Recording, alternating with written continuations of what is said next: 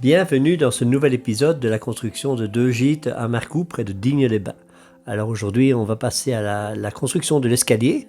La première chose qu'on a fait, c'est mettre en place notre palier.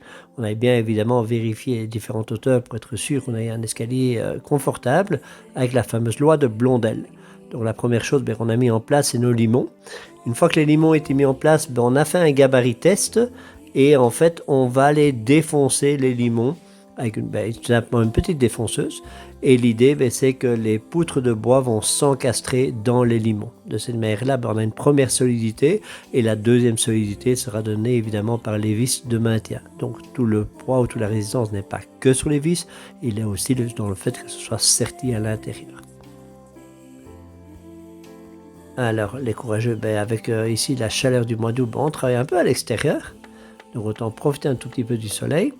Et donc ici, on voit qu'on travaille en parallèle avec les 2 limons. Qu'est-ce qu'on a fait ici? On a tout simplement préforé pour être sûr que nos vis soient au bon endroit et bien centrées quand on sera de l'autre côté, puisque là on sera en miroir, on ne verra pas ce que l'on est en train de faire.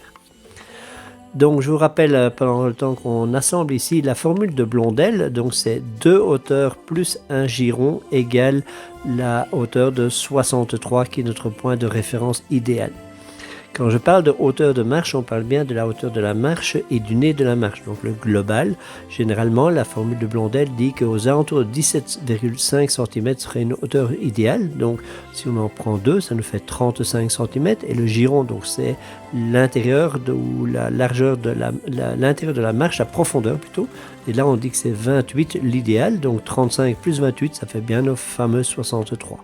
Maintenant, c'est une formule théorique, donc le tout, c'est d'essayer de s'en approcher le plus possible, tout simplement pour que votre escalier soit très confortable. En tout cas, faites que tout marche ait la même hauteur, parce que sinon, vous risquez une seule chose, c'est que les gens sont emportés par le mouvement, et donc risquent une seule chose, c'est tout simplement de tomber, ou à la montée, ils vont sentir une gêne au niveau de la montée, et ça se sent 2 cm de différence, ça se sent énormément, et donc du coup, l'escalier paraîtra pour un escalier tout à fait inconfortable.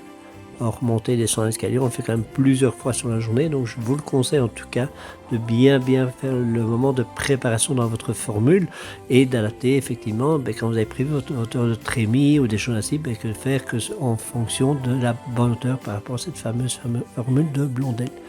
N'oubliez pas que si vous avez des épaisseurs, par exemple en bas, si vous n'avez pas encore carrelé, si vous devez faire le carrelage du parquet, des choses ainsi, et qu'à l'étage, ce n'est pas le même type de recouvrement, n'oubliez pas de tenir compte de la hauteur de tous ces éléments qui ne sont pas encore mis en place, puisque fatalement, ils vont venir influencer par la suite.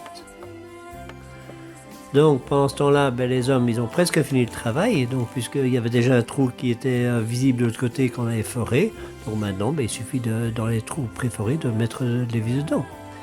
Et voilà que le premier escalier arrive. Alors plus tard, quand on aura la fin des travaux, on aura un escalier plus confortable parce qu'ici, la profondeur de la marche ne fait que 18, tout simplement parce qu'on a mis une poutre de 6 par 18 dedans. Et elle viendra se compléter avec un morceau qu'on mettra par la suite derrière et on viendra le faire un habillage dessus avec des belles marches en bois qui seront elles-mêmes recouvertes de liège.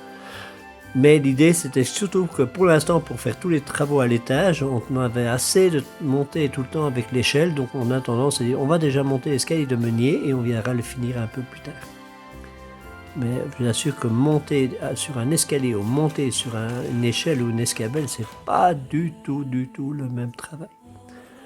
Alors ici, j'avais l'air de porter, mais en fait, c'était juste l'empêcher de glisser que je vais faire. Et voilà le test, moment fatidique. Ouais, Jean-Luc fait pas le malin, quand la deuxième volée n'est pas montée, ça sert à rien.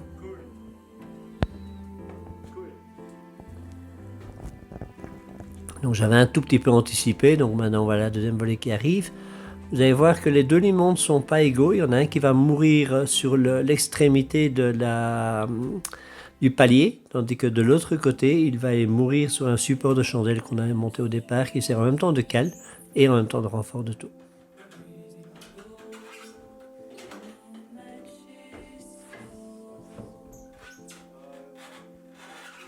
Au niveau du travail, on a mis, je dirais, une petite journée pour faire l'ensemble des 2 volets et le palier.